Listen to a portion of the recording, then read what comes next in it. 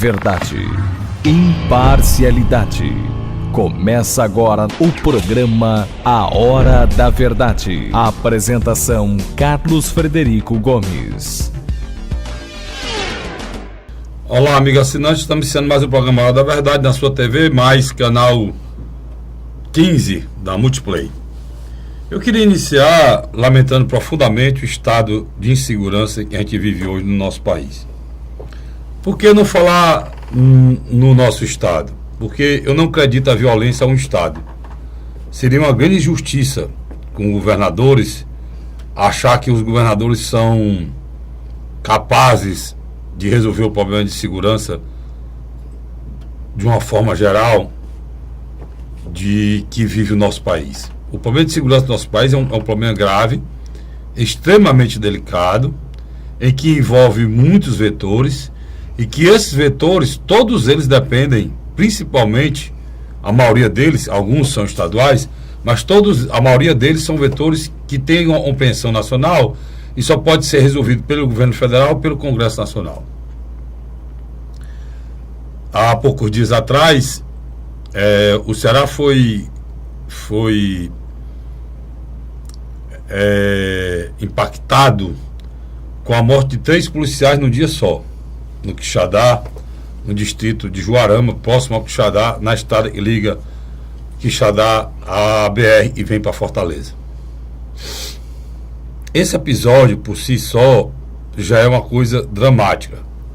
Mas é mais dramático ainda saber que atrás desses policiais houve vários outros, mais de 10, e foram mortos. É importante a gente lembrar que isso está acontecendo porque o Ceará está no Brasil.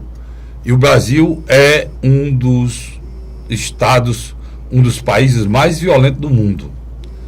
Aqui no Brasil, as estatísticas que saem é que nós chegamos em 2014 ao índice de 50 mil assassinatos no ano. Há uma estatística em que de cada 6 pessoas mortas no mundo, 1 é no Brasil. Isso é uma loucura. E a gente precisa entender isso para poder cobrar. O cidadão cearense está inseguro hoje, precisa entender que a eleição daqui 2 anos para governador, ele vai pedir ao governador de novo segurança e não vai resolver o problema de segurança. Veja o Rio de Janeiro. O Rio de Janeiro iniciou-se um programa para pacificar o Rio de Janeiro, o nome já está dizendo, aquelas tal de unidade pacificadora, não deu em nada. O Rio de Janeiro está mais violento do que era antes da tomada dos morros. São Paulo, endureceram, jogaram duro e continua violento. Não tem nenhuma cidade do nosso país em que um governador sozinho resolva o problema da violência. Não porque não tenha competência, não porque não queira, que é impossível resolver. O problema nosso é a legislação. O caso específico de Quixadá, é claro, os suspeitos da morte os suspeitos da morte dos policiais de Quixadá já tinham sido presos e a justiça soltou. Uma gangue que foi presa no ano passado, a justiça soltou. Basta você ver como não tem condição. Fizeram uma afronta à sociedade, uma afronta à segurança pública, uma afronta ao governo do estado, em bandidos, fizeram uma grande passeada de Sobral, e a polícia agiu, prendeu, e a justiça soltou todos eles. Então, eu estou querendo dizer isso porque a cobrança sempre, Luiz, ela é feita direto ao governador. E eu sei que a Constituição define claramente que segurança pública é um dever do Estado, e é uma coisa específica do governo do estado. Mas ela não disse que a problema de segurança pública não é do prefeito nem do governo federal, não.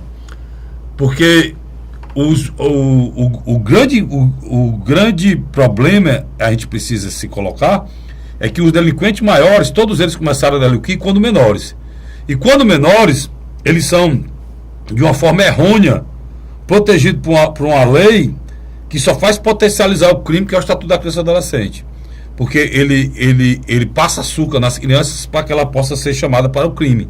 Porque o criminoso quer sempre andar com o menor para atribuir a culpa do delito mais grave ao menor. Isso é uma coisa que vem acontecendo há muitos anos, todo mundo sabe disso, mas ninguém faz nada. E o Estatuto da Criança e do Adolescente, e tem 24 anos, se não me engano, isso aí foi no tempo 26 anos. 26 anos, foi no tempo do Collor, né? 1990. O Estatuto da Criança e do Adolescente, De lá para cá, a situação da criança e adolescente só piorou. E ninguém estuda isso. A questão do nosso Código Penal, que atrasado, completamente obsoleto, está aí para ser resolvido, ninguém resolve. Enquanto isso, a população brasileira sangra. E o Ceará mais ainda. Porque o grande flagelo da segurança pública, a nossa grande tragédia é a droga. E a droga mais barata e que mais foi mais capilarizada e que mais destrói a população jovem é o crack. E isso acontece principalmente nas regiões mais pobres. Se você vê os índices de assassinato no Brasil, ele acontece de uma forma muito mais forte na região nordeste e no norte do país. Claro, fazendo a comparação, população e número de assassinatos. Então a gente precisa entender que o governador Camilo Santana não vai resolver isso só. Porque antes era o governador Cid Gomes que não sabia fazer nada. Antes era o doutor Lúcio que não sabia fazer nada. Agora o governador Cid Gomes é o governador Camilo que não sabe fazer nada.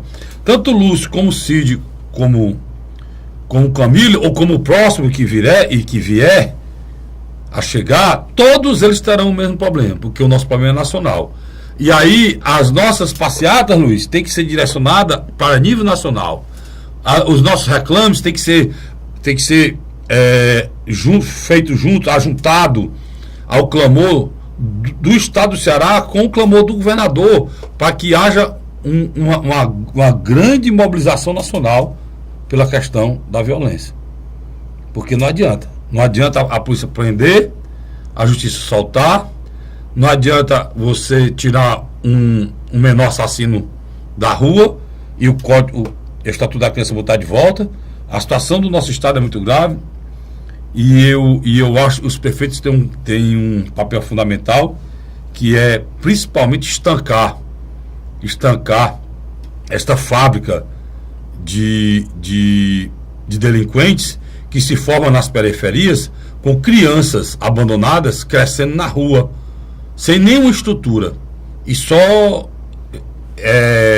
sendo usada como aviões pelo tráfico e principalmente sendo massa de manobra da bandidagem. Isso é que tem que estancar.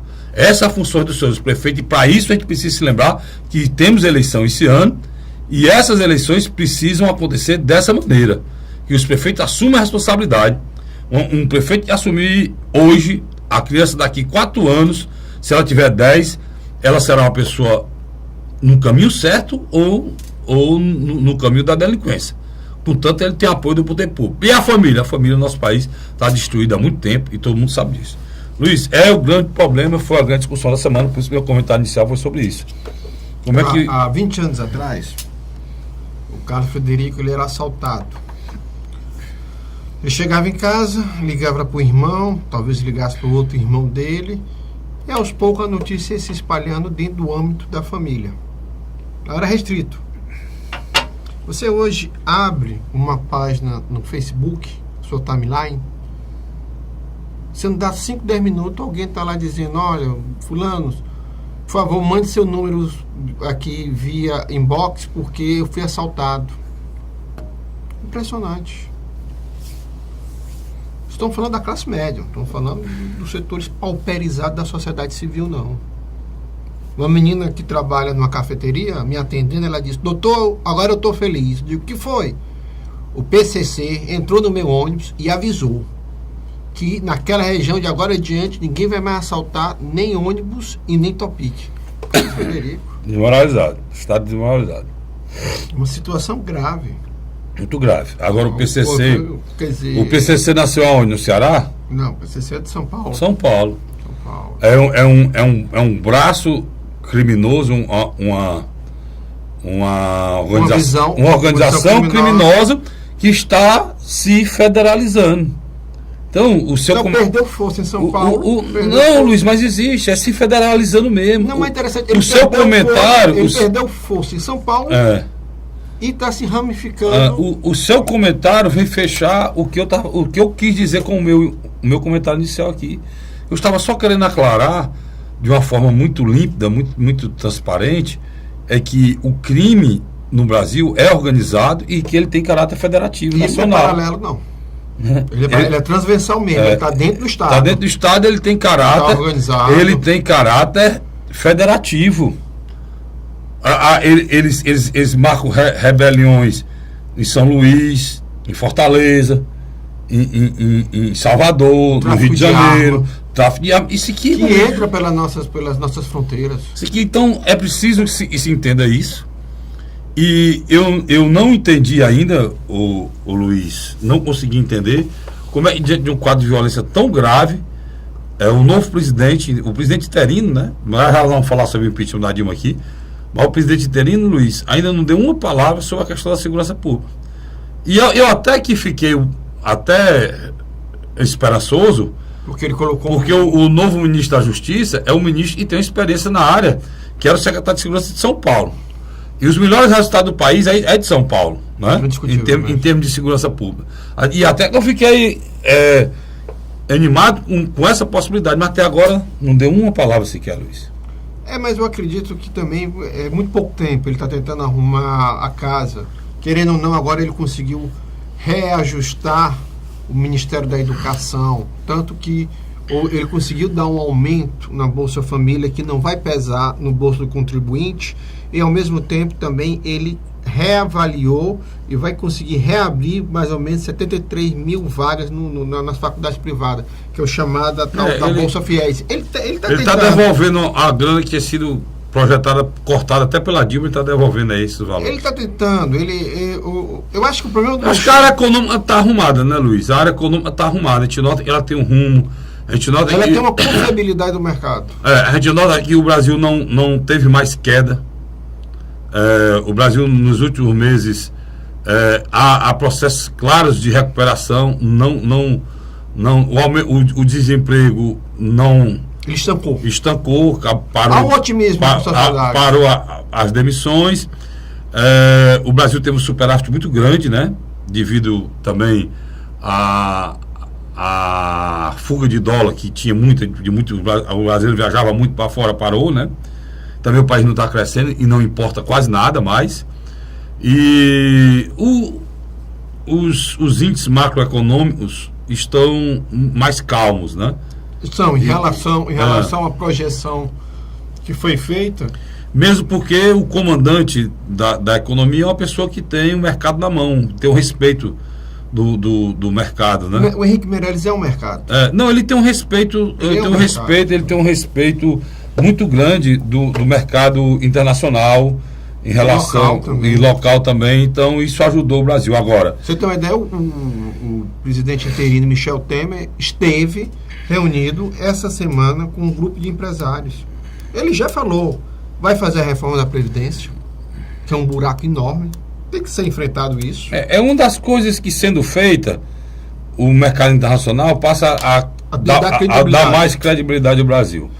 Não é que isso seja feito agora, pessoal, vai resolver o problema econômico do Brasil, não. Mas mostra para o mercado internacional que a longo prazo o Brasil é confiável. Outra coisa que eu acho que ele já disse que vai fazer a questão da privatização de alguns órgãos do governo federal. E eu acho que ele tem razão, sabe?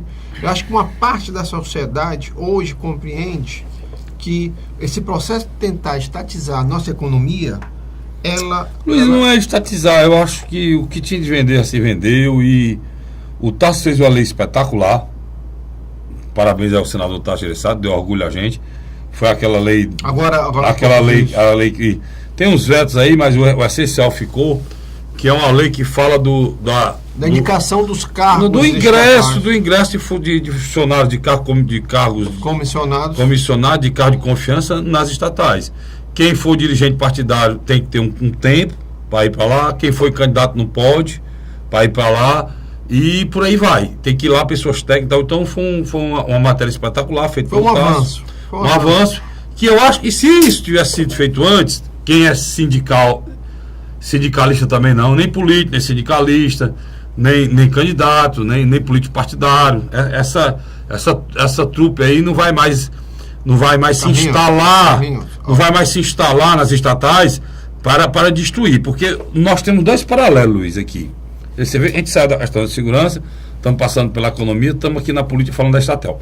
Nós temos dois passos, só para você acompanhar o raciocínio. Nós temos dois paralelos, Luiz. Eu quero que tu me fale sobre isso aqui. Nós temos dois paralelos. Nós temos a esquerda brasileira, que é estatizante contra a privatização, mas quando foi para o poder mudou o nome. Sem dúvida. Mudou de privatização para concessão e fez, e continua, e estava continuando a fazer só porque saiu, né? O exemplo disso são os aeroportos, né? Estavam sendo, chamam de concessão, nada mais é do que para privatização. Mas vamos lá. Se mantém órgãos como a Petrobras, como a Eletrobras, infestado por corruptos que destrói o órgão. A Petrobras foi aniquilada, destruída. Carlinhos, Né? Destruída. Aí você tem, só para terminar, você tem duas coisas que é preciso ser lembrada. Esse é o pessoal. O pessoal de centro-direita, para não dizer direita, que não existe no Brasil, de centro-direita, que é o PSDB, esse pessoal anteriormente, eles pegaram as empresas brasileiras, botaram no pacote, venderam, ficaram e ganharam muito com isso. Aqui, pega as empresas brasileiras, fica com elas, mas aparelham, né? Faz o aparelho do Estado. Os dois modelos são nefastos. São nefastos. Você vende, entrega a riqueza do país para o estrangeiro, e o outro você pega uma empresa e destrói com aparelhagem partidária e corrupção. Você chupa, como se fosse a laranja, você chupa e rebola o bagaço no cesto. É o que fizeram com a Petrobras. Então, quando a gente vê que a coisa é muito simples, essa lei que foi relatada pelo Tasso, que essa lei, se ela tivesse sido feita antes, Luiz, ela é disciplina. Nada disso teria acontecido. Sem dúvida, sem dúvida. Porque eles poderiam querer usar os caras, uma empresa com esse intuito de houve um aparelhamento do petista do Estado, né? E isso é uma coisa muito ruim. Eu quero falar o que depõe mais contra o PT. Quero falar duas coisas bem rápido. Em 1995, eu participei, eu já formado em Ciências Sociais, participei de uma manifestação pró-Petrobras. Aquela greve que os petroleiros fizeram, que o Fernando Henrique Cardoso manteve e tal. 20 anos depois, especificamente 21 anos depois, eu chego a uma conclusão seguinte: eu era contra a maneira como queriam privatizar, mas eu sou a favor hoje da privatização de setores estatais. Sabe por quê, Carlos Frederico? É inadmissível um país como o nosso, produtor de petróleo, tem uma das gasolinas mais caras do mundo. Carlos Frederico, nós temos uma gasolina mais cara do que muitos países que nem produzem. Ia baratear, Luiz? E o barril caiu. E essa atitude ia baratear, Luiz? Eu acredito que seria mais eficiente. Nós teríamos concorrência e gasolina Luiz, mais barata. Eu vou te fazer uma pergunta clara. Qual é a gasolina mais cara do Brasil? Sabe não? Naturalmente é a do Acre, né? Assim, você está falando para você que era a empresa que vende. Não, a gasolina mais cara do Brasil naturalmente é a do Acre. Porque o Acre fica no ponto mais longínquo do país, porque ele fica ao norte. É o mais ocidental. É o mais ocidental. Ele fica a fronteira com o mais longínquo e sem acesso até o fuso horário dele é diferente do nosso. Não, totalmente. E tem a questão. Uma hora a mais. Tem a questão de embarcações e tudo, que não tem excesso, não tem máfia, fica isolado, totalmente isolado. O mais perto dele de Lima. O acesso maior que tem lá o rio, né? É o rio que é usado como. O rio é usado como a maneira de chegar aos combustíveis lá e tal, o Rio Amazonas, o Rio Negro e tudo. Agora, onde é que eu estou querendo chegar? O que eu estou querendo dizer para vocês é o seguinte: é a segunda gasolina mais cara, Luiz, qual é? Provavelmente deve ser por esse seu critério, Roraima e Amapá. É Fortaleza. Agora você pegou. É Fortaleza. Então, tá claro que a questão da gasolina no nosso país não só a questão estatal, sabe? Aqui em Fortaleza está estabelecido um cartel.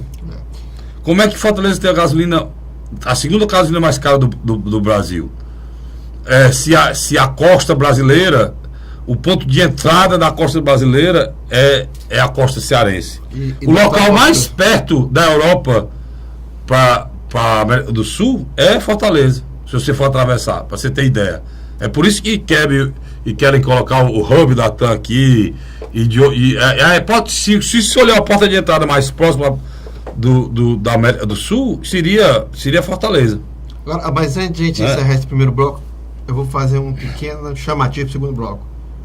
Tasso Gereissati, pela moral que ele tem hoje no Senado como uma figura ímpar lá dentro, será o futuro presidente do Senado, não? Eu não sei, Luiz, se será não. O que eu estou querendo só fechar essa conversa aqui é dizer o seguinte, que é importante dizer isso aqui para terminar.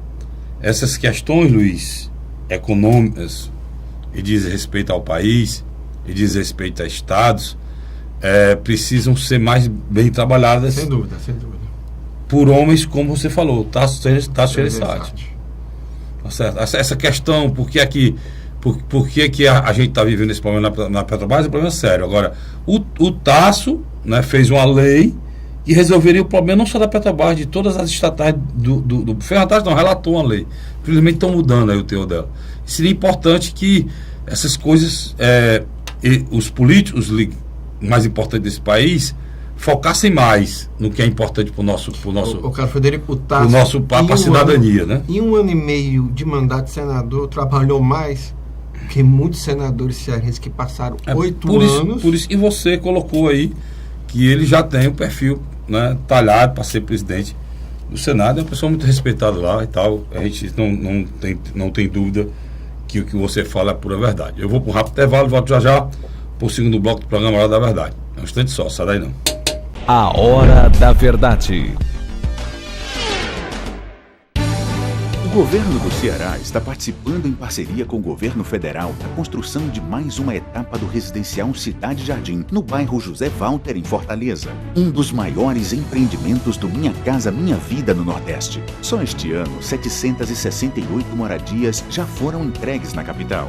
Transporte na porta, moradia segura, que tá uma maravilha. Aqui tem tudo pra pessoa ser feliz. É o governo do Ceará cumprindo compromissos e garantindo casa própria para os cearenses. A Hora da Verdade.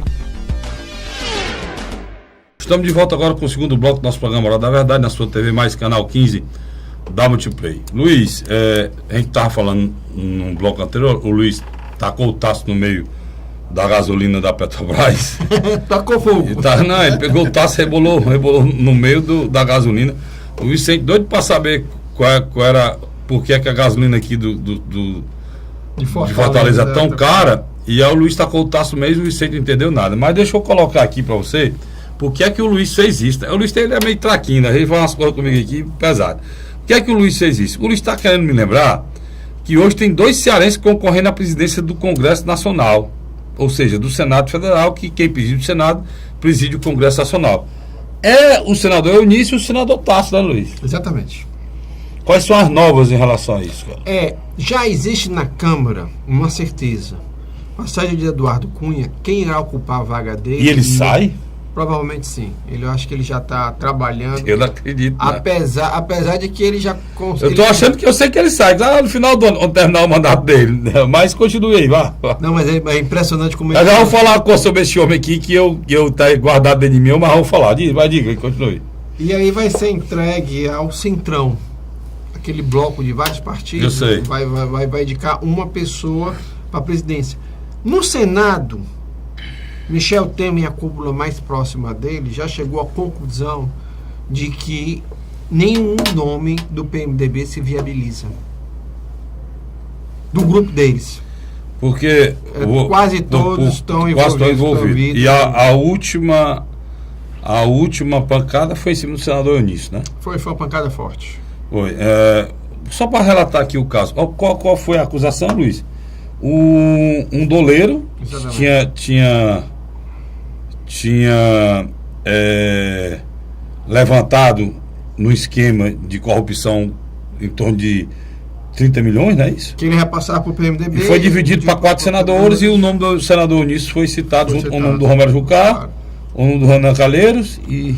Eu não me acho que foi o Edson Lobão. Edson Lobão, pois é.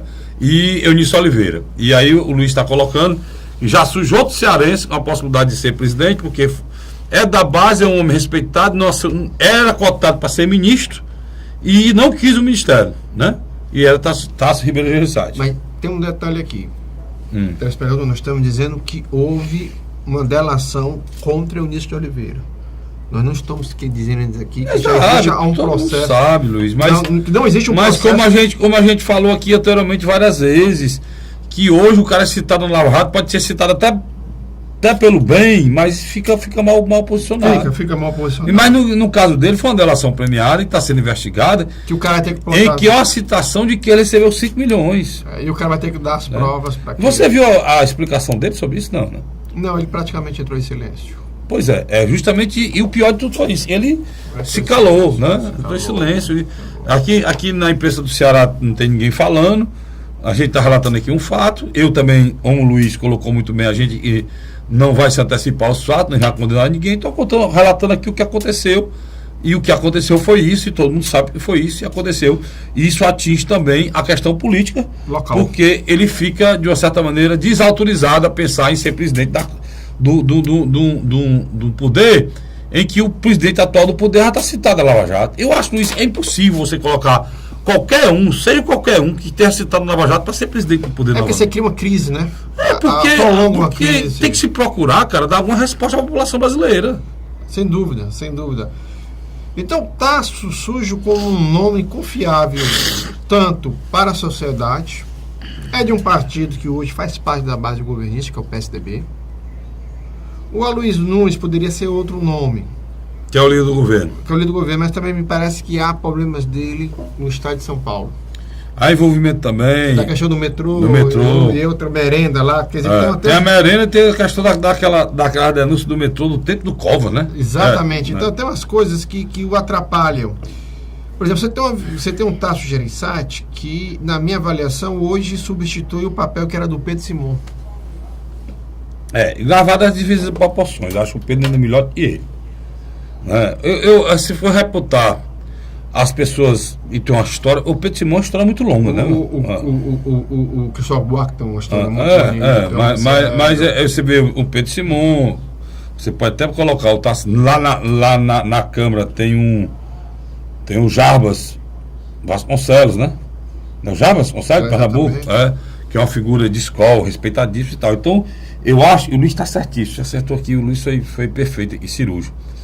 O momento que a gente vive, eu acho que o Senado deve procurar um nome, né, uma estatura de um Tasso Gereissati, né? Eu acredito que sim, Agora, tu acha que o Tasso... aqueles senadores vão conseguir conviver com o Tasso do jeito que o Tasso é?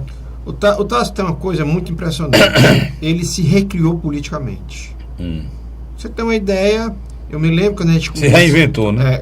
A gente entrava nas campanhas estaduais, a gente sabia que o Tasso era imbatível a nível de estado, mas sabia que em Fortaleza ele tinha uma rejeição grande. Tanto que os candidatos dele, com exceção do Ciro Gomes, em 1988, quando não havia 2 turnos, só era uma eleição de 1 turno, Ciro ganhou, derrotando na época Edson Silva. Em 92, o candidato dele foi Assis Machado. Quer dizer, não ganhou. Terminou em segundo lugar, bem distante de Antônio Cambrai, que foi eleito. Em 96 foi Socorro França. Terminou, se não me engano, em 4º lugar. Em 98 ele lançou a senadora Patrícia Saboia, na época afiliada ao PPS, mas com apoio do PSDB. Em 2000 desculpa, 98 não, 2000, que ela foi candidata. Em 2004 ele lançou Antônio Cambraia, ex-prefeito pelo PMDB de Fortaleza, também terminou em 4º lugar. Em 2008 ele lançou a Patrícia, de novo candidata, ela terminou em 3º lugar, ela já no PDT. E agora, em 2012, ele não apoiou o Marcos Calles, ele lavou a mão, ficou na dele. Uma parte do eleitorado dele votou em Heitor Ferrer. Esse ano não. Esse ano, Tasso demonstra que tem uma capacidade enorme de ser, talvez, um dos maiores transferidores de voto pessoal. Eu acho que tem duas lideranças que vão ter condições de transferir voto. É ele e o outro é o Moron Torga, que já mostrou que você é muito bom de voto em Fortaleza. São dois que não são candidatos, né? Não são candidatos. Não são candidatos. Só... Mas o Tasso especificamente, se o capitão Wagner conseguir trazer o PMDB, que não está tão difícil, né, Carlinhos? A coisa parece que caminha para um acordo, né? Apesar de ter uma ala do partido que ainda defende a candidatura própria. O Vitor Valim não é mais. Não é mais. Como a gente já tinha dito aqui semana passada. Aí tem figuras como Marcelo Mendes e Galdêncio Lucena que ainda brigam pela candidatura própria, mas existe dentro da própria bancada do PMDB, lá na Câmara, um desejo de apoiar Capitão Wagner. Tanto que Casimiro Neto viajou para conversar com o senador, não só a definição, e para pedir o apoio ao capitão Wagner. Então você nota, se o capitão Wagner fechar esses apoios do PRB, do pastor Ronaldo, que é deputado federal, e do Solidariedade, do Genesias, isso aqui é um campo hipotético que eu estou lançando para você, ele ainda tem do outro lado um ex-governador bem avaliado, como foi Lúcio Alcântara na capital, e senador Tasso Gereissati. Você esqueceu do PSDB também aí, né? Quando a gente fala de Tasso, a gente praticamente... Então você está colocando hoje que o capitão Wagner pode ter o apoio do PMDB. Eu acredito que sim. Acredito que sim. Né? O Heitor Ferrer está ensaiando aí, nós estamos falando, vamos falar de todos os pré-candidatos, né? A relação exige, a gente faz questão de fazer isso sempre, né? Antes dela exigir, imagine agora que ela exige, né? É uma coisa nossa aqui do programa Hora da Verdade. O Heitor Ferrer, dos pré-candidatos, né? Já colocaram a pré-candidatura. O Heitor Ferrer está sinalizando aí a possibilidade de fazer um acordo com a rede. A rede. Que já foi desmentida pela Toinha, que é vereadora da rede. Que ela parte do princípio que era para ter tido uma discussão em todas as instâncias do partido. Que a rede não é um partido verticalizado, horizontal, que tem que ser discutido com as militâncias, com tudo. Mas na minha avaliação, não é muito improvável não, porque o Heitor tem uma aproximação pessoal com a ex-presidenciável Marina Silva. Que é a grande que ela pediu voto para ele na campanha de 2012. Eu acho que aí está nascendo mesmo uma aliança. Apesar de todos esses problemas e tal, que não vai acrescentar muito para o Heitor, nem tempo de televisão, e muito menos em militância. O pessoal parece que não vai mais com o deputado. Com o deputado. Renato Rosendo. Renato Rosendo, não. Estou falando. A candidatura pode ser a candidatura do João Alfredo. Mas aí que tá. Você tem uma candidatura que no último pleito do Renato Rosendo tirou 150 mil votos. O Carlos Frederico era uma candidatura que teria condições ou de manter o mesmo patamar ou aumentar. Mas agora, com essa nova lei que vigora, ele não ia poder participar dos debates, né, televisivos. E eu acho que o pessoal viu que ele seria prejudicado. Eu acho que é uma reserva... Para não sair menor do que... Provavelmente sairia menor. Provavelmente sairia menor do que a eleição passada. E outra coisa, vamos ser sinceros aqui. O pessoal, de alguma maneira, se tornou uma espécie de quinta coluna na defesa da manutenção da Dilma Rousseff. Acho que uma parte da população sentiu isso. O pessoal que deveria ser o PT da ética do passado, quando ele defendeu Dilma Rousseff, ele praticamente de novo... Exagerou, né, Luiz? Eu acho que ele exagerou. Faltou um bom senso. Luiz, a candidatura do deputado Tim Gomes continua na mesma, segurando. Só que tem um detalhe, o Tim trabalha muito bem nos bastidores. Vamos lá. PHS do Tim, você tem o PMN de Reginaldo e você tem o PRP do deputado Noronha. Joaquim Noronha. E estão trabalhando mais 2 partidos ou 3 partidos pequenos. Ele poderia vir a somar. Não, é uma candidatura que não sai na grande mídia. Mas é uma candidatura que trabalha muito bem os bastidores. Eu acho que ele vai manter a candidatura dele e é um candidato que tende a surpreender. Roberto Cláudio, alguma novidade?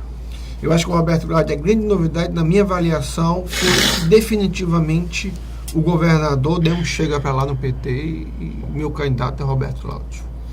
Inclusive a presidente Dilma aqui, onde ela... Ontem, né, na entrevista esteve dela aqui ontem, ela perguntaram se ela ficaria com Roberto Cláudio ou com o candidato do PT, a Luziane, ela disse que com os dois. Ela foi meio mineirinha, como a turma disse. Foi mineira toda, né? Agora, por outro lado também, ela não pode negar o esforço que o Ciro e o Cid fizeram aqui no estado do Ceará, onde me parece-me que ela não foi derrotada na votação da Câmara, que ela teve mais voto a favor dela do que contra. Onde na maioria dos estados foi o inverso, né? Ela perdeu de lavada, né? Luiz, e o Ceará é uma terra muito boa, tanto para o Lula, é uma terra excelente, tanto para o Lula como para a Dilma, né? E não receberam nada, né? E o que o Ceará recebeu, e foi um prejuízo de 650 milhões, que é a refinaria que não veio para o Ceará. E não foi dita por um deputado de oposição, não. Foi dito por Sérgio Aguiar. O primeiro secretário da indignado, Casa. né? O Sérgio é indignado, né? E futuro presidente, né? Tudo indica. Pois é, surgiu uma história aí que ele disse agora, surgiu aí, inclusive na coluna do nosso amigo Fernando Maia, ele já antecipou essa discussão da presidência da casa, né? Você ouviu? Eu acho que é válido. Não, ele disse que ele era candidato a presidente e vinha da família, estava na 4ª geração na Assembleia e que o cargo de presidente da Assembleia não podia ser vitalício. Deu uma alfinetada aí no presidente Zé Albuquerque, né? Sem dúvida. Mas eu acho que o Sérgio não faria isso sem uma boa articulação, não. Eu acho que ele deve ter o respaldo aí de uma parte da bancada, tanto do PDT como de outros partidos. Como é que é essa engenharia? Ele tem o apoio do PSD, do PMB, dos parentes lá Provavelmente. Do nosso ex-presidente da Assembleia, Domingos Filho, que também é Aguiar, né? Também é Aguiar. E ele rapaz com uma bancada pesada, né? E o Sérgio é um cara de um trato fino, é um cara muito comunicativo, brilhante economista, administrador. Ele deu uma pancada necessária. Parabéns ao deputado Sérgio Aguiar, porque o que o cearense tem mesmo em relação à história da Petrobras é indignação. E ele falou ele nesse momento ele foi porta-voz do cidadão cearense, porque não é brincadeira não. Deixa eu lhe contar uma história Você aqui. terminar um mandato do presidente Lula, 2 mandatos do presidente Lula, 1 da presidente Dilma, no segundo da presidente Dilma, o Ceará não tem uma... Cadê o VLT, Luiz? Parado. Cadê o metrô? Parado. Cadê a refinaria? Prejuízo. Quer dizer, é muito ruim. Diga de passagem, a cerca mais cara do Brasil, né? É muito ruim. Aí você dizer, não, foi a conjuntura. Por que essa conjuntura não aconteceu lá em Pernambuco? O nome da refinaria é Abreu Lima, A refinaria está lá, de vento e pouco, inclusive hiperfaturada. Não aconteceu na Bahia. Por que não aconteceu na Bahia? A Bahia tem um polo petroquímico da Camaçari há décadas. Por que o Ceará tem que ficar nesse atraso, né, Luiz? Então, parabéns ao Sérgio Aguiar pela coragem, mas principalmente pela determinação de ser o porta-voz da indignação do povo cearense. Né, Luiz? O Sérgio Aguiar é interessante. Quando o Roberto Cláudio saiu, surgiu na Assembleia, quando ele foi assumir em 2011 a prefeitura, no final de 2010, foi discutido o sucessor dele. Você sabe quem era o nome que tinha o maior apoio lá dentro? Tim Gomes. Não era. Se fosse depender dos próprios membros, era o Tim Gomes. Eu acho, Luiz, essa eleição agora de fevereiro, é fevereiro, né? A eleição agora. Mas no final do ano até o fevereiro. Eu acho que a eleição de fevereiro, ela não vai ter mais tanta influência do governo como teve na anterior, não. É outro universo. Eu sinto que é outra Assembleia. Daquela eleição da reeleição do Zezinho para essa agora, é outra Assembleia. Logicamente que são outros deputados, e além de tudo, a estrutura lá, a posição aumentou e o comando lá não é mais como era antes, né? E outra coisa, eu não estou aqui questionando a presidente Zezinho, mas eu acho que é preciso fazer uma mudança agora com uma certa urgência, porque eu acho que a Assembleia precisa acompanhar o que está sendo feito hoje em boa parte dos poderes públicos. Uma maior transparência. Mas você esqueceu, eu entendi o que você quis dizer. A maior transparência é um momento exigir isso. Me diga uma coisa, quais são... A gente disse todos os pré-candidatos aqui, Roberto Cláudio, Tim Gomes, Heitor Ferrer, PMDB não tem, provavelmente deve. Não tem. Não, O Luziane Capitão Lins, Wagner, então, o PSOL e faltou aquela Luziane turma da Lins. Luziane Lins. Nós vamos tocar no assunto daqui a pouco. E nós vamos tocar a situação do PT no próximo bloco comercial. Vou para um rápido intervalo e volto já já. Sai daí não. A Hora da Verdade. O governo do Ceará está participando em parceria com o governo federal da construção de mais uma etapa do residencial Cidade Jardim, no bairro José Walter, em Fortaleza. Um dos maiores empreendimentos do Minha Casa Minha Vida no Nordeste. Só este ano, 768 moradias já foram entregues na capital. Transporte na porta, moradia segura, que tá uma maravilha. Aqui tem tudo pra pessoa ser feliz. É o governo do Ceará cumprindo compromissos e garantindo casa própria para os cearenses. A Hora da Verdade.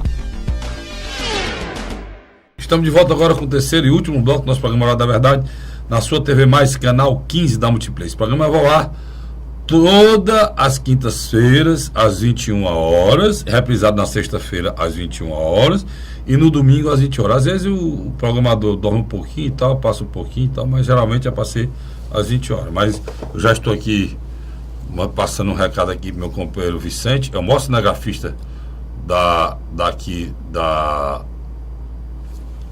Zona Metropolitana de Fortaleza. Faz aniversário hoje. E faz aniversário hoje, né?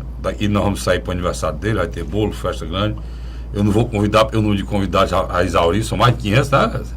Mas vamos Conte do milagre que aconteceu hoje. Não dá para convidar aqui. Não dá para convidar aqui no ar, não, senão pega Mas mal. conte o milagre que aconteceu com ele hoje. O milagre que aconteceu com ele hoje é que o Luiz pagou um lanche pro meu companheiro Vicente. Era o aniversário dele também, né? Também pode, um dia, uma vez por ano, isso pode acontecer. Vamos aqui, olha, brincadeira, vamos aqui. Olha, a gente deixou agora para fechar aqui a avaliação, Luiz, a ex-prefeita Luziane Lins, né? A ex-prefeita Luziane Lins, num movimento grande essa semana, trouxe aqui a direção praticamente nacional do partido, a presidente Dilma afastada, o Rui veio também com ela, não?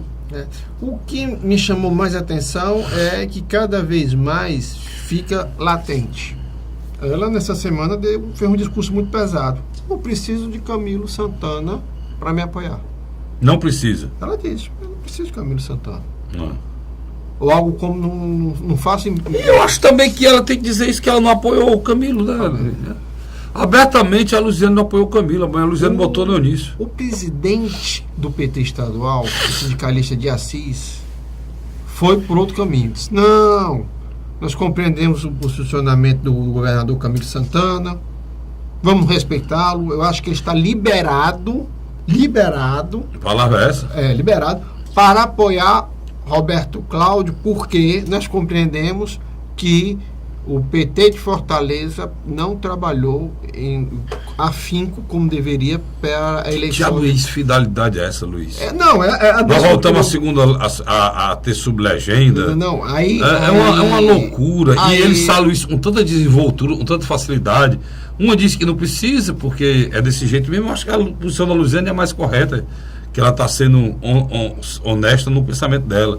Agora o de Assis aí, presidente do partido, que está preocupado com os carros, né? Manter os carros. Na realidade é o seguinte: manter os carros, né? Do PT. Cada vez mais se confirma a saída do PT definitivamente do poder agora em agosto, com Dilma Rousseff. Se Camilo sair, o Partido dos Trabalhadores, na minha avaliação, fica praticamente numa situação desidratada politicamente. Camilo saindo e o PT tendo que entregar os cargos. Mas o Camilo sai? Eu acho que sai.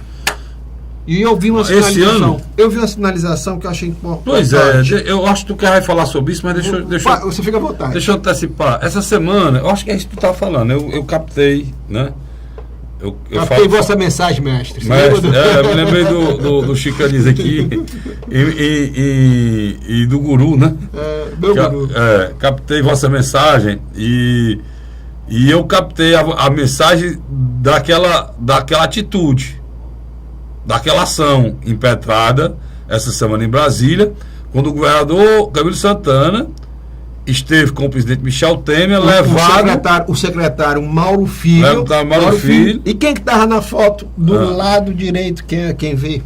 Mauro Benevides? Não. Não, peraí, vamos lá. Paulinho, Não, eu vou. governador, Pronto, pois Michel Temer. Pois é. E essa ida lá, essa ida do governador, levada por esse tá na foto, está falando Danilo Forte, né, do PSB, faz a gente captar a mensagem, né? Que eu falei aqui no programa passado, na Hora da Verdade, na semana passada, onde eu até dizia para o Luiz, o governador Camilo, se ele for seguir o coração e for seguir as raízes, um dos partidos que ele poderia ir era o PSB. Vocês se lembram disso aqui? Nós falamos desde o ano passado. Desde o ano passado. Por quê? Porque o pai dele, Eudoro, foi fundador histórico do PSB no Ceará. Ele tem o DNA do PSB. Tem. Deve fazer política. E ele escolheu o Danilo Forte para levá-lo para conversar com o presidente. Como é que tu viu isso, Luiz? Eu vi ali não só a ida. Não. Seguinte, primeiro ponto. Definitivamente, Camilo Santana entregou os pontos. A crise hídrica é real, forte. Poderá faltar água nos principais municípios do estado. Ele foi pedir ajuda. Achei muito interessante que o presidente interino, Michel Temer, se prontificou em ajudá-lo. Está vendo a maneira aí. Está tentando. O próprio Camilo se reuniu com a bancada do estado do Ceará na Câmara Federal para ver como é que poderia ver essa questão orçamentária para ajudar mais ainda o estado e principalmente fazer pressão para que a obra do Rio São Francisco, que está perto de chegar aqui no Ceará, termine. Que daria um alívio muito grande. Não, se essa obra sair, garante segurança aí para a capital, Fortaleza. Só para você ter ideia. Garante. A importância dessa obra, né? Garante. Agora, o que me chama mais atenção, quem é Danilo Forte nesse jogo? Danilo, até pouco tempo atrás, de que partido ele era? PMDB, né? Partido do presidente, né? O presidente. Homem forte da bancada federal. Isso. Uma das principais lideranças. Ele foi para o PSB, mas a amizade com Michel Temer continuou. Isso. Forte. Danilo Forte é um dos poucos políticos cearenses que abre a maçaneta do Palácio do Jaburu e entra para conversar com o Michel Temer. Então, essa articulação, todo esse processo, só vem demonstrar... Vamos esclarecer uma coisa aqui para o nosso assinante saber. Qualquer governador procura o presidente e abre a maçaneta da porta, porque é uma coisa institucional, né, Luiz? Não, sem dúvida. Agora, é diferente você ir com um amigo do presidente, é isso que o Luiz está querendo colocar. Né? Uma pessoa que tem ascendência sobre o presidente, no caso é o Danilo, é isso que você está querendo colocar. O governador seria recebido pelo Michel, independente de ter um Danilo ou não. Isso é uma questão institucional, né? Qual é o presidente vai negar se receber um governador do estado? Não tem como. É a mesma coisa de negar receber o povo do Ceará. Agora, o Danilo foi uma representante de uma coisa nova. É uma interlocução, como a interlocução nova, uma maneira diferente de se conduzir, que deve ter criado ciúme lá no PDT, não, Luiz? Na grande realidade, eu acho que o governador Camilo Santana já está delimitando um novo espaço de atuação. Ele está se afastando do PT. Ele está se afastando do PT, mas ele se mantém fiel ao PDT, ou seja, a Serra Gomes. Eu estou lhe perguntando se essa atitude dele não criou qualquer espécie de desconforto, ciúme do que possa acontecer no futuro com essa aproximação dele do Danilo. Cria, porque você tem dentro do PDT, principalmente na voz do Ciro Gomes, uma oposição radical a Michel Temer. Até nisso é um fato novo. E o Danilo tem sido um cara muito forte em relação também ele foi muito veemente contra o governo Cid aqui, né? Final do governo Cid, né? Mas ele está demonstrando uma capacidade ímpar no momento em que o Ceará passa por uma grande crise hídrica. Ele abriu mão de ser um opositor para ser uma pessoa que quer levar a solução. Você acha que não é um avanço, não? Eu acho que todo mundo deveria ter esse entendimento, cara. Eu acho, melhor dizendo, se você está colocando isso como uma atitude republicana, de Eu Estado. acredito que sim. Eu Se acredito isso que for verdade que você está dizendo, isso não é para ser elogiado, não. Isso deveria ser o comportamento de todos. Como o Danilo está tendo esse comportamento, a gente vai elogiar aqui sempre. O Danilo tem se notabilizado para ser um deputado federal qualitativo, em que ele procura as causas do Estado para ajudar. O Danilo ele não se notabiliza pela Pequenez. a pontezinha molhada do município tal, que ele pode até fazer isso, né? Normal. As emendas não, mas ele pega, ele sempre, desde o início, desde o primeiro mandato, até agora o segundo, ele sempre pega grandes causas para tentar defender. Como essa que você está colocando, a questão, ele é presidente de uma comissão, que é aquela comissão da questão da federação, do princípio federativo, da divisão de recursos para estados e municípios. Ele é o principal articulador. Há muito pouco tempo atrás, o Danilo estava cuidando, isso eu acompanhei de perto. Eu tenho amigos e tenho muita afinidade com o município que são beneficiados por essa grande obra, que era a Itataia, né? E ele foi o principal articulador agora, um dos últimos articuladores para tentar trazer que voltasse as atividades da mina de Itataia. Diga de passagem que na minha avaliação, devia ser uma política pública mesmo do Estado de Ceará. Pronto. Essa reabertura Agora mesmo, a questão da transposição, ele era uma das vozes junto com o Etlandim, que ele estava pela questão e por aí vai. A questão do Denox, a questão das obras primordiais contra a seca, a questão dos perímetros irrigados. O Danilo tem sempre se posicionado de forma pontual no que é importante para o Estado de Ceará. Isso é uma coisa que deve ser. Agora, isso deveria ser uma atividade corriqueira da bancada, né, Luiz? Não só da bancada toda. Não só uma coisa momentânea, você quer dizer. Aí você vê eles procurando uma pessoa que represente a bancada. Aí você já tem, mano. Tá aí o Danilo. É o cara certo, talhado, para representar a bancada cearense lá. Se quiser, é a pessoa certa. Né? Se não tiver querelas políticas, né? Se tiver questões políticas. Não, e é interessante que quando ele é questionado no segundo turno, Roberto Cláudio e Capitão Wagner, caso o candidato eleitor Ferreira não vá, ele deixa bem claro que não teria nenhum problema em conversar com o Roberto Cláudio. É um fato novo. Ele não deixa. Já essa aproximação aqui dele com o Camilo já pode abrir a possibilidade também de ele avaliar a possibilidade de conversar com Roberto Cláudio no segundo turno, se o candidato Heitor Ferreira não for no segundo turno. A candidatura do Roberto Cláudio, ela tem um momento agora ímpar. Qual é esse? Roberto Cláudio começou a inaugurar várias obras. E você sabe que quando chega num período desse, a prefeitura tende a aumentar a publicidade dela. Não tem mais publicidade, proibido por lei. Não, mas nos últimos dias aumentou. Aumentou a visibilidade.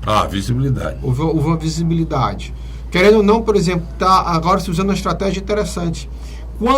Como ele está impedido de inaugurar as obras, quem está indo inaugurar quem é? Cid Gomes, ex-governador, e Camilo. Inaugurar as obras, o secretário, né? E o secretariado.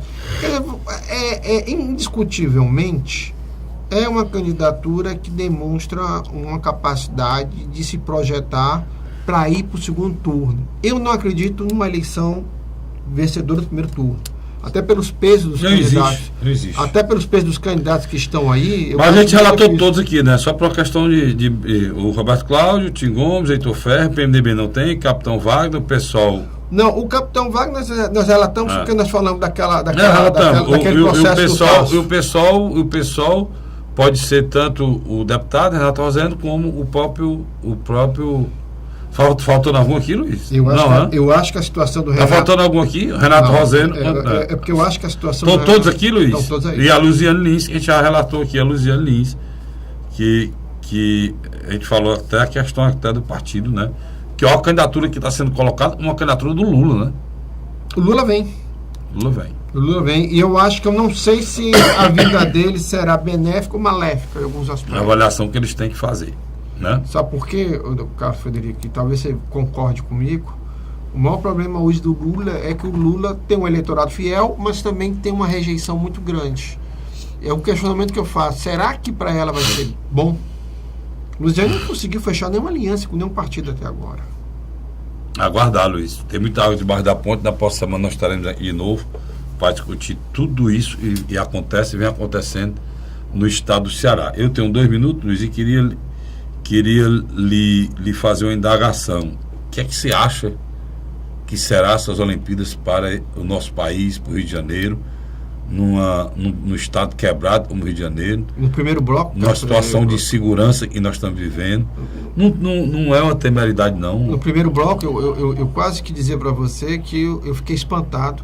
Como é que um prefeito olha para o governador do seu estado, que é um governador interino, né, que está substituindo o titular, que é o Francisco Dornelles, com câncer, né? Pezão, que está com câncer, e diz que ele tem que controlar. Vai, brincadeira.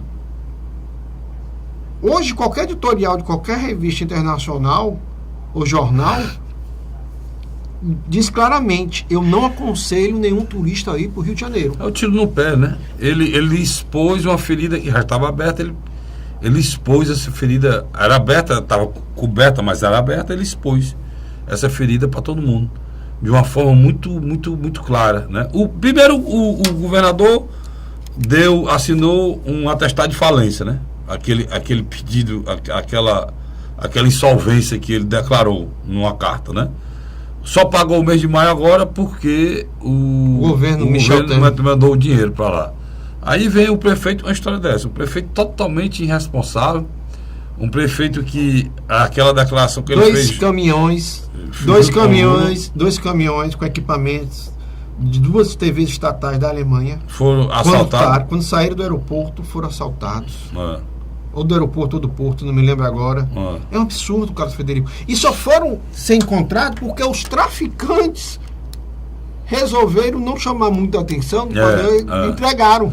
Mas eu reputo tudo isso, ô Luiz, esse período dessa megalomania estava no nosso país, de querer ser grande sem poder.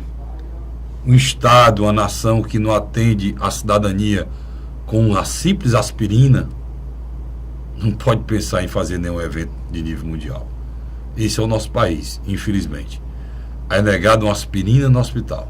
Não estou falando do atendimento do leite de UTI, não. Estou falando do remédio. Um Estado, uma nação dessa, tem que se colocar no seu devido lugar e tentar primeiro resolver os seus problemas pessoais da cidadania, para depois pensar em enveredar por essas brincadeiras que fizeram com a gente. Obrigado pela audiência. A gente volta na próxima semana, se Deus quiser. Até lá.